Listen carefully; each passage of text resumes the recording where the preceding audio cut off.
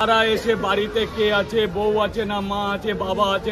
রাজুদার দোকানে গিয়ে ফুড ব্লগাররা 3টে পরোটা না 30টা পরোটা না কতগুলো পরোটা খাবে, কতগুলো পরোটা রাজুদার কাছ থেকে কিনে খাবে সেটা জিজ্ঞেস না করে এরকম কোশ্চেন করছে। সেই কারণে রাজুদা ফুড ব্লগারদের এগেনস্টে একটা বিশাল স্টেপ নিতে বাধ্য হলো। আমি আপাতত কিছুদিনের জন্য ফুড ব্লগিং বন্ধ করতে চাইছি, প্লিজ কেউ আসবেন না, আমি বিনীত অনুরোধ করছি। এরপর কি আর অনুরোধের উপরে আর কি থাকে? একদম ঠিক বলেছো রাজুদা, অনুরোধের উপর আর কি থাকে? আমার ব্যবসা করতে দিন প্লিজ, আমাকে আমার মাল বেচতে দিন, আমার মতো আমাকে ব্যবসা করতে দিন, আপনারা এগুলো করবেন না কাল থেকে। আমি রাজুদা ফুড ব্লগারদের আজকে অবধি সুযোগ দিয়েছে, কাল থেকে এগুলো করতে বারণ করছে, কিন্তু বারবার বারণ করছি। এরপর কিন্তু আপনাদের বিরুদ্ধে আমি কিন্তু অন্যরকম স্টেপ নিতে বাধ্য হব এবং আমার জায়গা চলে গেলে আপনাদের প্রতি কিন্তু দায়বদ্ধ করাবো, যে কজনের নাম জানি। বারবার বারবার বারংবার আমাকে কেন ডিস্টার্ব করছেন আপনারা?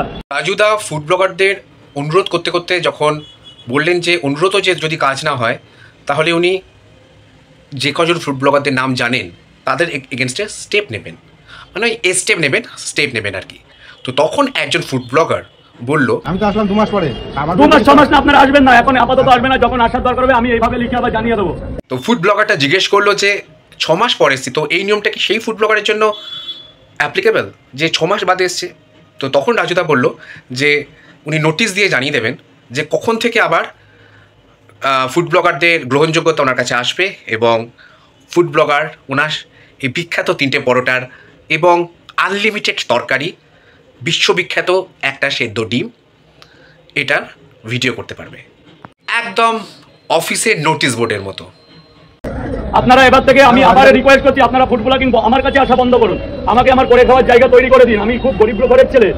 শিয়ালদা স্টেশন থেকে এনআরএস হসপিটাল, পেছনে দেখছেন এনআরএস হসপিটাল অবধি রাজুদা চলে গেছে। এবার এত ফুড ব্লগারদের ভিড় হচ্ছে, এবার না রাজুদাকে ফুড ব্লগারদের মারাত্মক মেন্টাল প্রেশারে এনআরএস হসপিটালে ভর্তি হতে হয়, সেটাই হচ্ছে একমাত্র চিন্তা। এখন রাজুদার ক্রেজ মারাত্মক, খাদানের দেব এবং পুষ্পা 2 এর আল্লু অর্জুন থেকে কয়েক গুণ বেশি। এই কারণে কথায় বলে যার যখন হয় বিশাল অহংকার, সবশেষে তার মারা যায় গা। বুঝতেই পেরেছেন, গয়াকার ঢয় শূন্য র। রাজুদা এখন একমাত্র সেলিব্রিটি, পুষ্পা 2 এর আল্লু অর্জুন, খাদানের দেব কিছুই নয় রাজুদার কাছে, রাজুদার পরোটার কাছে। আর রাজুদা এখন এবার তোমাদের দেখাই চলো একজন মামুনিকে।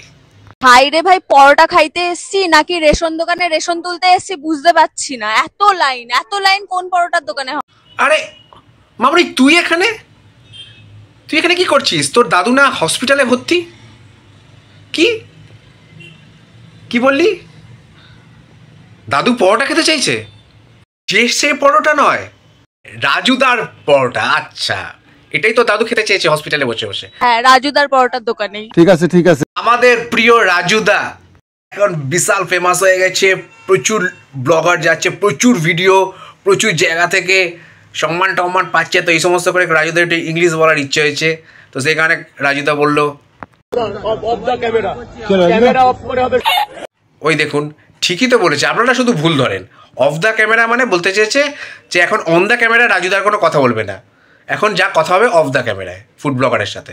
তো এখন যে সমস্ত ফুড ব্লগাররা রাজুদাকে ফুটেজ খাইয়ে এতটা ফেমাস করে দিয়েছে, কিছুদিন পর সেই সমস্ত ফুড ব্লগাররাই দেখবেন রাজুদাকে গিয়ে উল্টো পাল্টা কথা বলবে, একটা করে ব্লগ বেরোবে রাজুদার এগেনস্টে। অহংকারী রাজুদার 2টো বিয়ে, এক্সপোজ রাজুদা, মিথ্যাবাদী রাজুদা। আর কেউ তো আবার গিয়ে রাজুদাকে অভিশাপও দিয়ে আসতে পারে। এবার থেকে রাজুদা, তোমার আর কোনো পরোটা তোমার আর বিক্রি হবে না রাস্তায়। তা ঠিক, রাজুদার রাস্তায় পরোটা বিক্রি করতে যাবে কেন? এত ফেমাস হয়ে যাওয়ার পর আমাদের নন্দিনীদের মতো একটা হোটেল খুলে নেবে 5 স্টার। ডালহৌসির ফুটপাত থেকে ঝাঁ চকচকে রেস্তোরাঁ, নন্দিনীর উত্থান যেন সিনেমার চিত্রনাট্য। সেই কারণে এই কাকু বলছে একদম ঠিক কথা। বাবার বিচিটা মাখেনি, বাড়িতে কে আছে, বউ আছে না মা। তো ফুড ব্লগারদেরও বলি, ভাই তোমরা কি ফুড ব্লগিং করতে গেছো নাকি নিজের দিদি বা বোনের বা নিজের মেয়ের সম্বন্ধ করতে গেছো রাজুদার সাথে? আর বেচারা রাজুদা যতটা না পরোটা বেচে তার থেকে বেশি ওই ডায়লগটা বলতে হয়।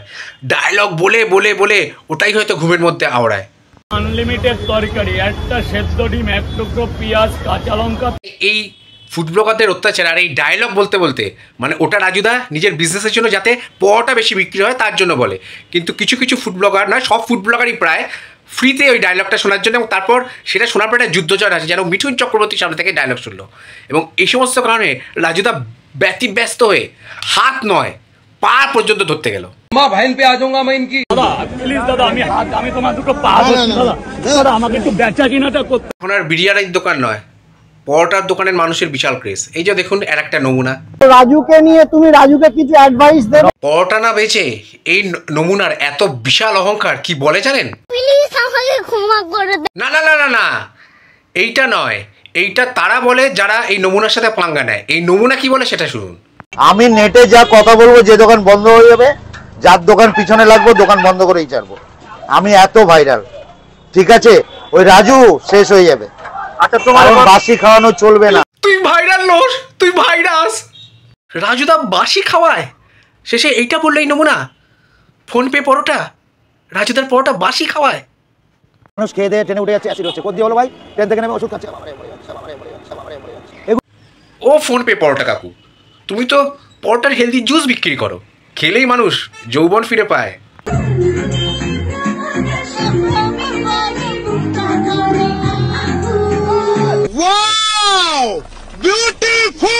এইবার আর একজন বিখ্যাত ফুড ব্লগারকে দেখাবো থল থল থল থল করে।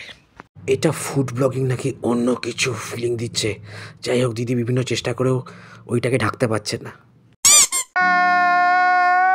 এইবার বুঝতে পেরেছি ফুড ব্লগাররা ওখানে বিরিয়ানি খেতে নয়, গভীর জিনিস, বড় বড় গভীর জিনিস দেখতে চায়। গভীর খাত, গভীর দুটো পাহাড়ের মধ্যে একটা ভ্যালি দেখতে যায়। औरत का चक्कर बाबू भैया। আমি আগে সিরিয়াল করতাম, আমি রাধা বলে একটা সিরিয়াল করতাম। সিরিয়াল করতো, তারপর সিরিয়ালের থেকে তারপর বিরিয়ানি ফেমাস হয়ে গেল বলে বৌদি বিরিয়ানিতে চলে গেল। কিন্তু বৌদি কি সিরিয়াল করতো? দেখেছি মনে হচ্ছে কোথাও বৌদিকে। শুনেছি সিরিয়াল ফিরিয়াল করো, কোন সিরিয়ালে কাজ করছো? আমি আগে সিরিয়াল করতাম, আমি রাধা বলে একটা সিরিয়াল করতাম, গোপাল ভাঁড় বলে একটা সিরিয়াল করতাম। এই তো চিনতে পেরেছি, গোপাল ভাঁড় তো আমিও দেখি, সোনি আটে হয়, দারুণ ফেমাস কার্টুন। গোপাল ভাঁড়ের গিন্নি তুমি। আচ্ছা এই পাশ দিয়ে ও হো কি লাফাচ্ছে আমার তো। আরে লেগ পিসটা ও ও সেই। ভাই তুমি কি নাচাতে বলছো? কি নাচাচ্ছ? তুমি যেভাবে নাচাতে বলছো আমি সব বুঝতে পেরেছি। अरे भाई जिस राह पे तुम चल रहे हो ना, इस राह पे तुम चल रहे हो बेटा, एक दिन पूरी तरह फंसोगे। शर्म करो, भगवान से डरो भोसड़ी वालों। ও হো কি লাফাচ্ছে। লাফাবেই, ওইদিকে রায়দিদিরটা লাফাচ্ছে আর এদিকে তোরটা লাফাচ্ছে, একসাথে লাফাচ্ছে, উঠছে আর নামছে। এখন আমি চিকেনটাই আছে, বাট মাটনটা কিছুদিন পর अवेलेबल হবে। ওর দিদি মটন চিকেন কি বলছো? সব তো খেতে আসছে তোমার বড় বড় মানে বিখ্যাত বিরিয়ানির হাঁড়ির ভেতর যে সুন্দর বিরিয়ানির চালটা আছে ওটা। স্যালাড দিয়ে 99 সবাই তো হাবুডুবু খাচ্ছে। রায় দিদি তোমার ওই বিশাল বড় বড় বিরিয়ানির ওই হাঁড়ির ভেতর ভাতগুলোর ভেতর তোমার বিরিয়ানির প্রেমে। আমার মাসে 35,000 টাকা দিতে হয়। तो राम निकला रे, देव मानुष निकला। মেয়েরা আমার দোকানে কেন আসছে? অপোজিট অ্যাট্রাকশন, বুঝতে হবে না? রায় দিদি নিজেই স্বীকার করে নিল, মেয়েরা রায় দিদির দোকানে আসে না, ছেলেরা আসে অপোজিট অ্যাট্রাকশনে। মানে অপোজিট অ্যাট্রাকশনে রায় দিদির যে বড় বড় মানে যে বিরিয়ানির যে হাঁড়িটা আছে, ওই হাঁড়িতে যে সুস্বাদু বিরিয়ানি তৈরি হয়, সেই বিরিয়ানিটা চেটে চেটে খেতে খাবার জন্য ছেলে ফুড ব্লগাররা আসে। এবং রায়দির যে গভীর যে বিশ্লেষণ করে যে ওই বিরিয়ানিটা বানিয়েছে তার স্বাদ চাটতে। এবং সেইখানেই সবসময় রায়দি তার দুটো বড় বড় বিরিয়ানির যে হাঁড়ি সেই দুটো মানে সবসময় সব ফুড ব্লগারদের সামনে ওপেন করে দেয়। যদি আমার ড্রেস ছবি দেখতে আসবে, তোমরা খাবারে ফোকাস করো, কেন ভাই আমাকে ফোকাস? একবার বলছে খাবারে ফোকাস করো, একবার বলছে অপোজিট অ্যাট্রাকশন। কি বলতে চাইছে কিছুই তো বুঝতে পারছি না।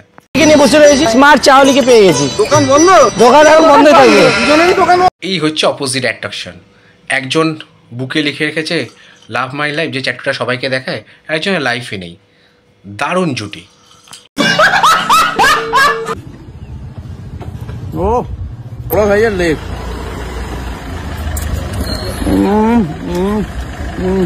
ফুড ব্লগিং করছিস কি মুখে অন্য কিছু ঢুকিয়ে সেটাকে ফিল করছিস? ওরে হারামজাদা, ওটা চিকেন লেগ পিস, পাঁঠা নুনু নয়। আজকে রাজুদার পরোটা, অহংকারী রাজুদা আর রায়দির বড় বড় বিরিয়ানির হাঁড়ির ভিডিওটা এখানেই শেষ করলাম। ভিডিওটা যদি ভালো লেগে থাকে তাহলে অবশ্যই নিচে কমেন্ট করে জানিও। ভিডিওটা লাইক করো, শেয়ার করো। ফার্স্ট টাইম যদি কলকাতা কাপল ব্লগসের চ্যানেল আসে তাহলে অবশ্যই আমাদের চ্যানেলটা সাবস্ক্রাইব করো। আরও নতুন নতুন মজার ভিডিও আসছে।